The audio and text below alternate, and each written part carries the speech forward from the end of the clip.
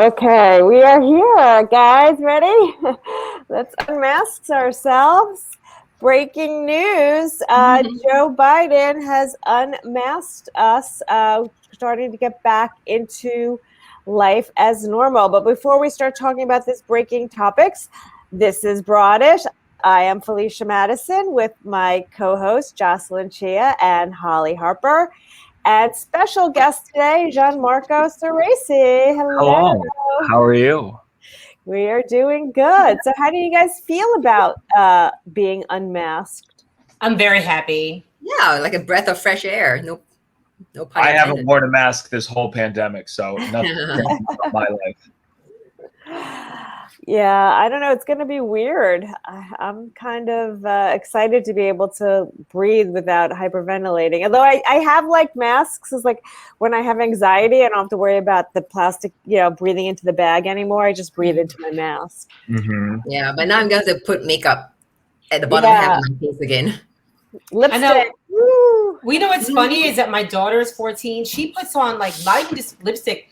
She's like full gloss, like underneath her mask. And I was like, how are you doing that? She's like, I just reapply it real fast. I just fix it. And I was like, so you're just fixing this all day long? She's like, yeah. Well, have you heard about this device? There's a device that you can put into your mask such that it's like a thing so your lipstick doesn't get on the mask. It's a little contraption. So I tried it. But the problem is it's plastic and the breath, the water from your breath stays on it, so it gets very wet. Oh, gross. Yeah, it's kind of gross, especially when it's cold. But my mask, I don't know if you can see it, like gets all the makeup on it on the inside. Oh, mine's gnarly. My mask is gnarly. That's why I need a disposable mask. Yeah, but I don't know. I wonder what's going to happen with the anti-maskers now. Are they going to start wearing masks? That would be funny.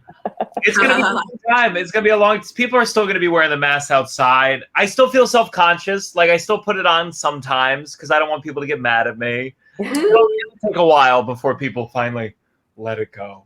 Vaccinated that you cannot wear the mask, right? So are people going to just pretend they're vaccinated and going around without mask? Yeah, they are. Of course. Yeah, that's exactly what they're going to do. I think it's really funny how anti-maskers were always like so obsessed with us. Like Tucker Carlson, like tell people to take off their mask. And it's just like, why are you obsessed with us? This reminds me of Mariah Carey's song, like, why are you so obsessed with me? It's like, why are you even thinking about us? This is the GOP. Like, they're always obsessed with what we're doing. I think it was, but I think outdoor transmission was always pretty unlikely. I always wore the mask. But I remember during, when people were marching for George Floyd and whatnot. I remember what was that, June maybe? Yeah, that was June. I had not seen anyone for months. And then I was like, I had never been with more people in my entire life, like in streets and packed. And I thought for a moment, like, what if there's a big uptick, a surge in cases because of this? But outdoors, I think it's hard to spread because there was no surge from those marches. And I'm just a lot of those people were masked up too. That's true. But no, we were eating, we were drinking. It's always amazing where it doesn't spread. Airplanes, there's been no outbreak traced to airplanes. And if you go on them, you're like, how is this not? But I guess it's just the ventilation is the answer. Yeah, it's random. Like my daughter was in college and her roommate had it. And she said to me that she was actually trying to get it and didn't get it. She was like eating out of the same spoon. I mean, they think they did like the 1970s chicken pox, like chicken pox in the 70s. Do they still do that where you're supposed to get your kid to have chicken pox when they're young? No. You get the vaccination now. Oh, now there's a vaccine. Oh, lucky guys. Yeah, like my kids have no idea. The chicken pox parties, they have no idea what that was. Oh, that was so weird. You took like a bath and like itchy powder. I like chicken pox. You liked it? Oh, mine scarred me so badly. I still struggle with the chicken pox scars to this day. Where? Really? They're on my face. Really? Oh, wow. Light shining on you, Jocelyn, so I can't see.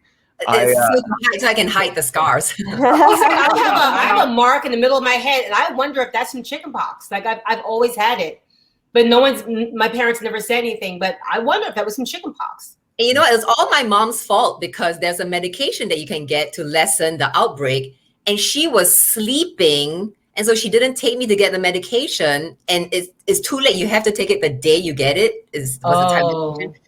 So I got so badly scarred because she was too lazy to take me to the doctor. How dare she sleep, right? Yeah, how dare you sleep when your kid is going through this outbreak? And with my sister, she went and got the medication right away. So my sister still has beautiful skin, and I'm with chickenpox scars. Well, she always knew, Jocelyn, that you'd have to be hardworking. It didn't matter what you looked like. She was like, Jocelyn's gonna be really pretty. She'll be all right with a few scars that will humble her. Humble I wish her, that was the case. My sister was the pretty one, and no scars, no fair, right? Oh, that's not fair. That's not fair. That's not fair. Well, there's a new medicine out, by the way, that is going to get rid of scars altogether. Did you read about this? No. Yeah, it's something that's out there that's been used. I just read about it, but they inject it and it gets rid of scars completely. Oh my God, I need that. Yeah. Can it get rid of stretch marks? No, I'm microneedling yesterday. I'm still bloody. I don't know if you can see, but I'm like bloody from the microneedling. What does that do? What does that mean? Oh, did you have microneedling? What is that? What is that? Microneedling is where they punch needles into your skin to try and stimulate the collagen. But it's like the vampire facial because you're bleeding afterwards. I was like, oh man, the shit women have to do to look good. For me, it's for my scars. So yeah, men can get scars too. But a lot of women just do this for anti-aging effect. Hey, Jocelyn, I have a bridge I could sell you if you're interested. It works. It legit supposed to work. Oh my God. I was like, is that like PDO threads? Like, I was like, is that like the same thing? Okay. I don't just remember, I don't do any of that stuff. So, okay, we're going to move on. Yeah, right, Felicia. She's like, I am naturally beautiful. I just want to let you know in case. Her skin just produces Botox automatically.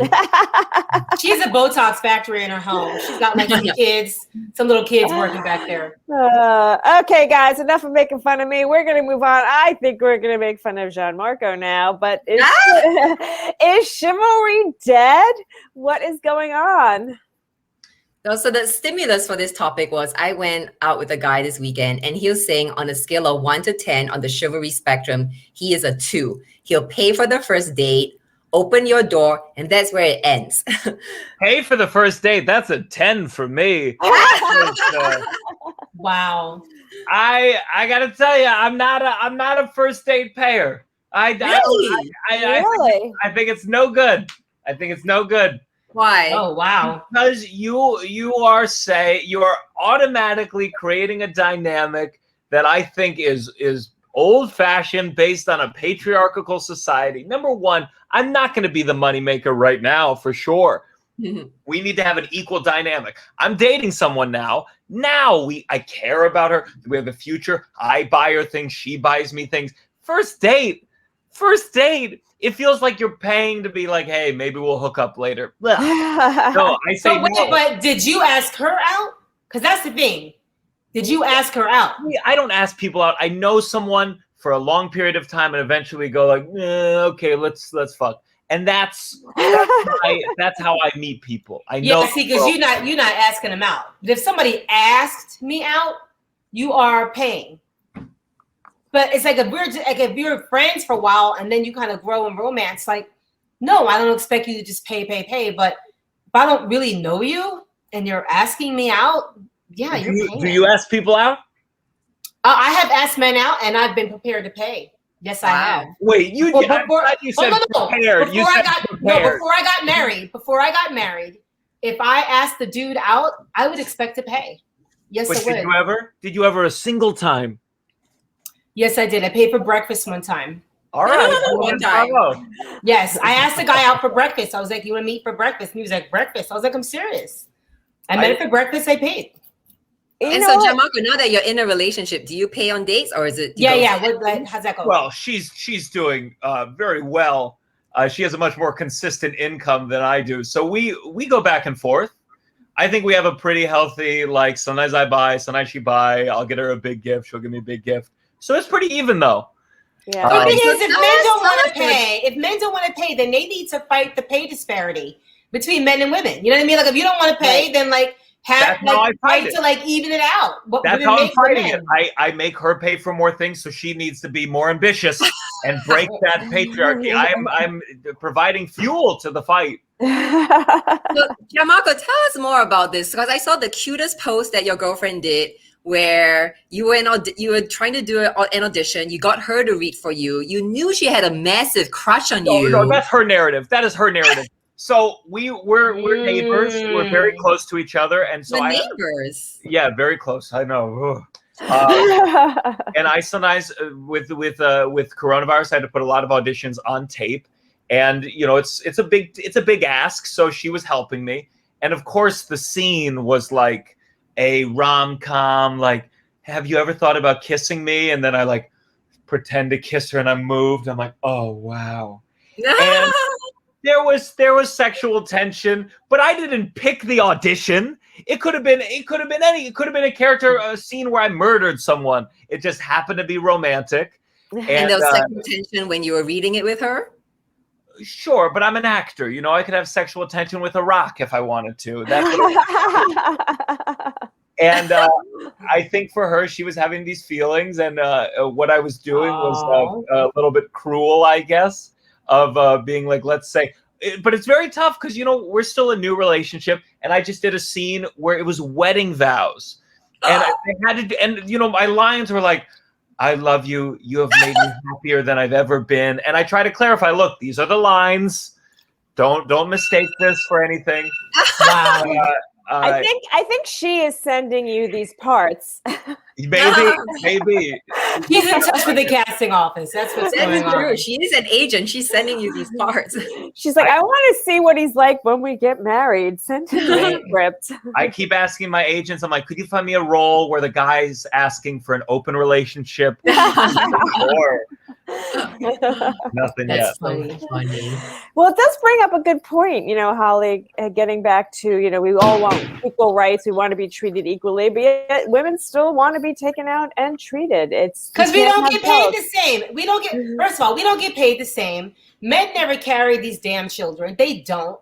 Like, to me alone, let me tell you something. If I had known, I've been married, Gianmarco, I've been married for 22 years. If I had known 22 years ago what I'd be going through my body, like pregnancy, and then years after, I would have been like, I'm never paying for anything. You want to be paid up front? You want to be paid up front for the later? I feel like women should be paid. I feel like women should be paid to stay home. I really do. I feel like women should be paid to stay home. I just kind of feel like it's so imbalanced the way it's set up, just naturally with our bodies, that it's just like, no, there's no reason. It depends on the job. I understand there's a pay disparity, but if we're all on a comedy show together, we're getting paid the same. Mm-hmm. Like, it's about the profession of it's about the jobs. If I go on a date with, my girlfriend, she's a comedy manager, she's making more money, that should at least be acknowledged, that I'm a comedian and she's a manager. And so that's how I feel. It's about the job, not about the gender. It's not about the big picture. It's about this one little tiny picture. I'm just like, nah, man. I get it when I see the full picture. A comedian, you know what you're getting into financially. You're low in the beginning. I gotta admit, when women date comedians, I'm like, what are you doing? Yeah, exactly. I'm sorry. When women date actors or comedians, I guess I went to theater school. I went to theater conservatory.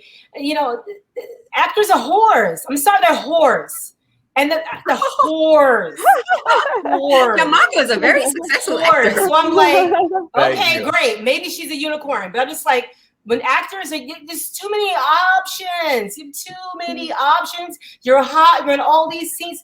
No. When I've seen men, the actors, just burn through women. And these girls are like, I'm going to move to New York with him, bitch. He's going to ditch you the first job he gets. You're gone. That's true, Gianmarco. I mean, you are a good-looking actor in New York. And I know you've had, lots of women interested in you before. Maybe you're even a little bit of a player. But so it's just insecure. Right? Well, first, a couple things. I feel like, given the temperature of the country, I'm not hitting on anyone in the workplace. They would have to go the full distance. I'm not making any moves. They have to be like naked and be like, come here. Really? You like me? Like, yeah. And I'm like, if I get roles, they're funny. Like, I was in the movie with J-Lo. I'm not going to make a move on J-Lo. That's not a smart move. That's not great for the podcast. So I don't know if I agree that actors are all whores, Holly. I don't Not know. all. I think the majority of I'm sorry. Actors they're not even they hoes. They hoes. And of course, they're hoes. They whores, hoes, hookers, and hooers. Like, no. I don't advise women date an actor. I don't advise they date a comedian. When you get burnt. I'm like, no, I'm sorry. I have a daughter. She's an actress. I'm an actress. My daughter's an actress. I'm like, no, don't date an actor or comedian. No, don't do it. You're asking for heartbreak. Sorry. I just hope the one of the two people watching is not Gianmarco's girlfriend. No. Like, there are those good guys out there, but I think it takes a level of maturity. I don't think it's there. I think like when you're a young actor, when you're like under 30, especially under 25, I just would not advise a 25-year-old girl be dating a 25-year-old actor. No.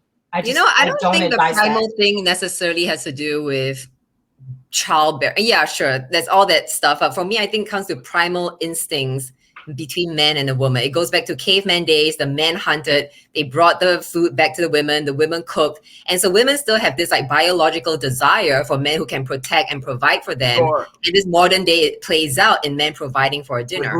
Who entertained them while they ate the food, you know? And that's where I come in. That's why you funny guys that is funny. With getting women even though you can't pay. Like, I was right there next to you by the campfire making you laugh. Like, that was making me laugh. Which is why a lot of women make an exception for a funny guy. I mean, there are so many guys I know who say they got into comedy for the women because they couldn't have gotten women otherwise. That's true. No, I totally believe that. I totally see that. Okay, so welcome to this episode of The Bachelor with Gianmarco Soresi.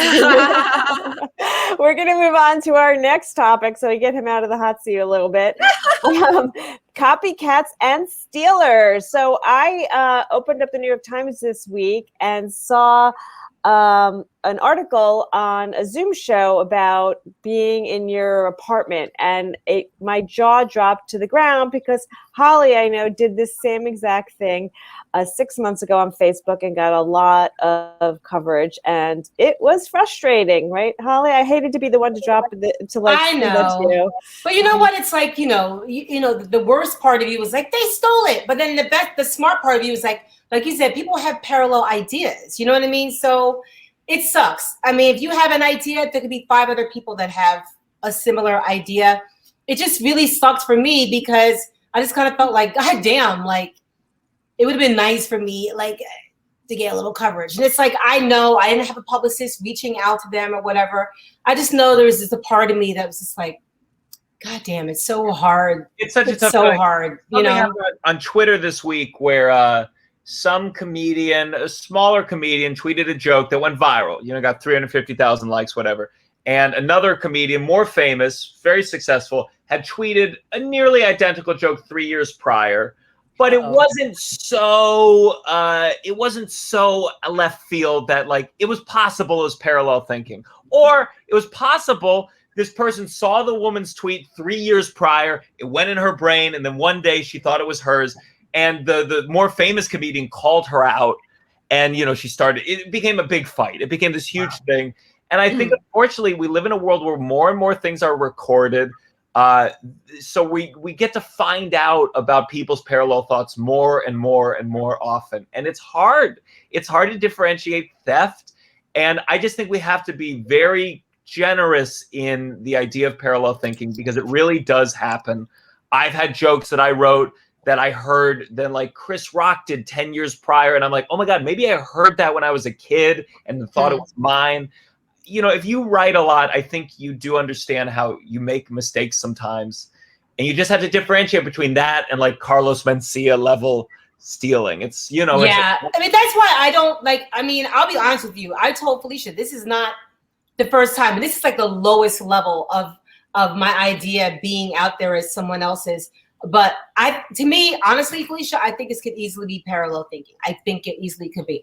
I have seen my ideas straight up stolen before. I have. And even then, I consulted people and they were like, Holly, they were like, this is what happens in the industry. You have good ideas, they get stolen. That's just the way it is. You know what I mean? They were like, I'll never forget, I was in this group with some people, and one of the guys was a writer for Bill Maher. This is like a long time ago, and he was like, "Oh, do you have any idea how many ideas have been stolen?" Like he's like, "That's the industry, and it happens all the time." So I've never just come out and been like, "You stole my idea," or "They stole it," because I don't want to be that person that everyone's like, "Oh, you just," you know what I mean? I don't want to be Jacques. I don't want to be that person. I just don't want to be that person. Yeah, people. There's a stand-up comedian who I had this joke about. My sister has health insurance, has Blue Cross health insurance, and I have fingers crossed. Do it, and I was fucking furious. I'm joking, Jocelyn. I know. Oh, really? You heard that joke from Jocelyn? Me? Yeah, of course I'm joking, Jocelyn. I'm saying it happens more on Twitter these days, and sometimes it's older comics. Gary Goldman got into a thing where he said a younger comic had should have Googled a joke before he tweeted it out. Why in the hell would he Google a joke? But that's the thing. I think there's just different generations. It's hard to understand. I think if you're an older comic who doesn't engage in Twitter, to be like, oh, this is not how it works. You don't Google, you don't look up. There's millions of people tweeting every thought they have every day. And the bottom line is those likes that their stolen joke got, it's not like you would have gotten them. It's not like they took them from you. It just happened to catch the right tide at the right time. And you just have to you have to take your losses, I was talking to a comedian friend of mine who's doing really well. She said that she was at a show. She wasn't on a show. She was a drop-in. They let her on. She's watching a comedian before her. This dude did 2 of her jokes verbatim. Wow. Verbatim. And then she went up and then she was like, "Oh, so you want to copy my jokes? Let me tell you how the jokes really go."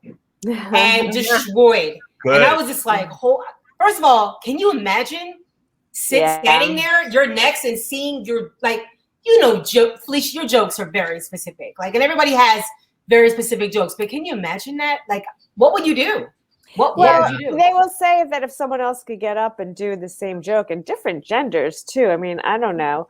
There is parallel thinking. When I was researching a comedian for one of my shows, it was this woman that I'd never heard before. I went back and looked at one of her really old tapes, and it was 10 years old, and I've never heard of her, never seen her. She told a joke almost verbatim to a joke that I did. Wow. So it happens, it does, so maybe the idea is just not original enough is what people would say. Do you guys get worried? Every time I write a great joke, I'm like, I'm sure I've heard this somewhere before. Really? I never think that because I'm not taking a joke from, because I'm not. Oh, I always ask my comic friends, has someone else done this already if I feel that way. Mm-hmm. Oh, wow. And this is a very specific Catholic high school girl who grew up in Singapore who moved to America. I check. But girl, you worry about other girls are just like you? Okay. Yeah, if I Googled every joke, I mean, a white Jewish girl from the Upper East Side, I would never have a joke to tell. You would never have a joke to tell. I think sometimes there is a thing of maybe the joke's too easy if it's been told. But I do think there's so many people writing jokes. It's not always that. Sometimes it truly is. There's an author I like. I forget his name. It ends in light. But he was a physicist, and he discovered some important formula in physics. And then a group of Japanese physicists discovered it 2 days before. And that doesn't mean the equation was easy to find. It's just that you have so many people working on this stuff. You're bound to have some crossover. And I just think we all have to be a little giving and generous. And again, write the comedian privately. It doesn't have to be this public seriously, right? Yeah. I had a similar joke with an Asian comic because it's an Asian joke, and we just agreed, all right, if we're ever on the same line, now we'll do scissors, paper, stone for who does it. I did have an instant where a comedian that I knew, I kind of felt like he was stealing material, and I didn't know how to deal with that. Because 2 of his most favorite jokes that I liked, I saw professional comedians doing after the fact. There's this famous French comedian named Gad. Well, there was a video where he was doing these huge chunks of material in French, but they were Seinfeld bits, Gaffigan bits, all these different bits. And I remember I was at Gotham, and Jim Gaffigan was there. We were talking briefly, and we were talking about Gad, and I talked about the video, and Jim was like, "Whose bits was he stealing?" And I was like, yours, actually. And it was, so, you know, I'm sure in other languages it happens all the time. Yeah. Well, there was a Malaysian comic who was stealing all these great jokes from the Western comics and doing it in Malaysia. And so he was just killing and killing and killing. For a few months, he got away with it until people caught on. And so he had to issue a public apology to the whole community. And he's like, I'll work on myself and I'll get better. Now he has a Netflix special with original material. Is it good? It's good. It's really good. Wow, good for him. There's redemption for a joke thief. There's a whole platform from them. It's called TikTok. I have seen 2 comedians do the same exact 5-minute set, and I don't know whose it is originally.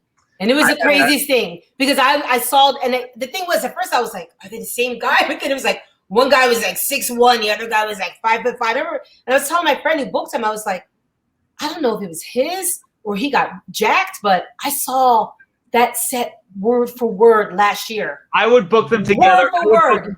And hope that the second one didn't hear the first one of the set. Because there's nothing funnier than when you're like doing a set you know crushes and like it doesn't work at all. And it's just like, I'd love. Well, it is. We are the only art form actually where imitation is not a form of flattery. Mm-hmm.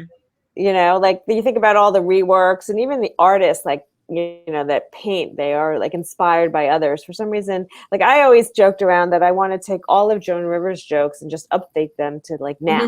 Sure. Yeah, I know. What if you can do cover jokes like cover bands? Yeah, well, we do that for movies. They do that for movies. Like, why can't I do that for Joan Rivers jokes? And it used to be so different. I heard stories about Rodney Dangerfield. I heard a story where he showed up at a club and he told the comedian on stage, like, I like that joke. I'll pay you $200 for it. And they were like, no, it's not for sale. And he was like, well, I'm going to tell it. So do you want the money or not? Wow. That sucks. This is the other big difference. And Robin Williams, like, you know, accused of stealing a lot of jokes. But it was at a time where, like, if you went on the Tonight Show and you told that joke, everyone in the world assumed it was your joke. Now we're so fractured. You could tell it on Colbert, and a huge swath of people have never seen that set. So like we no longer have a place that like once it's been told there, that's it. Yeah. So that also makes everything messier too. So that moves us to our next topic of betrayal. So have you guys had any big betrayals? Ooh. I had a couple from friends. They betrayed me. There was one girl, for example, she actually got me into shoplifting, and then her mom caught her, and then she blamed me for it. I'm like, you fucking started this shit. Oh and my then God. another girl, we played truant. We skipped class one day to just go out gallivanting, and then she got caught, and also she blamed me. I was like, wait, this was like our idea. It's not my idea. Hey, I gotta tell you, Jocelyn, hearing both these stories back to back makes me a little suspicious that maybe you were the shop That is crazy you said that first story, because that's exactly what happened to me, except it was my older sister, her best friend challenged us to shoplift. Right? This was like we were in grade school, challenged us to shoplift, and I didn't want to do it because I was scared. And she's like, do it. And we did it. And then my mom showed up to pick us up from school, and my sister's friend was like, you know, they stole, you know, like snitched on us after she, like, we were set up and then snitched on. And I'll never forget, I was 8, and because that was the day, that was Halloween, and I could not go out for Halloween. I had to stand at the door in my clothes and hand out candy and tell everybody I stole. But I had to be like, they're like, trick or treat. I'm like, here you go. I'm not out because I stole today. Like I had to Your mom came up with that punishment? Yeah. Wow. Well, I had an I Dream a Genie costume. Like it was hooked up. I cried for weeks over that shit. Oh my God. Sister made friends with her again. Like made up. No, but the next 2 years I was just looking at that little bitch like, no. Well, the thing is that women are bitches. Like Gianmarco, do you have situations like this? Yes, I agree. Women are bitches. That's why they need to Men are bitches too, though. I mean, I'll put this one on me. I betrayed a friend in high school once. He was a good-looking guy. Like freshman year, he like had sex with a senior. Like he was cool. He was like hooking up with a very cool junior woman, but was cheating on her. Like he was sleeping around, and he would, he'd brag and tell me the stories. And I was an awkward kid. I was very jealous, and I told the junior he was dating that he got a blowjob from someone else the weekend before, and like.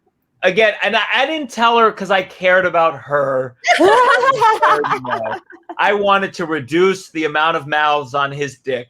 And I told her, and like 2 days later, he called me, and my mom picked up the phone. It's your friend Mike. I still apologize him to this day, and he's like, "Fuck you, man," and hung up. And it just like it killed me, So I betrayed him, and I still think about it.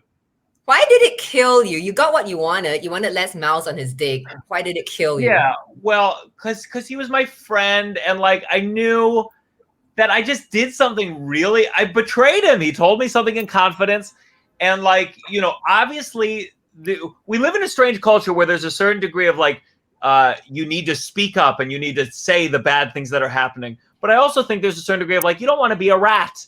You don't want to be someone who is tattling on people. It's a tough line, especially with men. And I feel like in that moment, there's a certain degree where there's a code of like, we talk about honest, if someone's cheating, you're going to be the guy you're going to go rat that they're cheating. It doesn't feel good. And I did it for the wrong reasons. Because you were jealous? Yeah, because I was jealous. Oh, wow. Guys will admit to cheating. I mean, I've definitely known, especially some older comedians, and they'll talk about some woman they were fucking. I'm like, wait a second, did your wife have a baby last week? And they're like, yeah.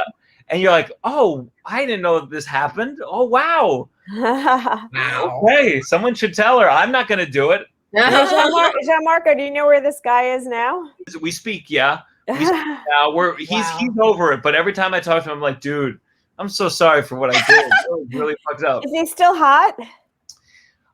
Yeah, but he was hot in that way where like, like cool younger kid. Like he's still now he's in older. It's that cuteness is not the same thing.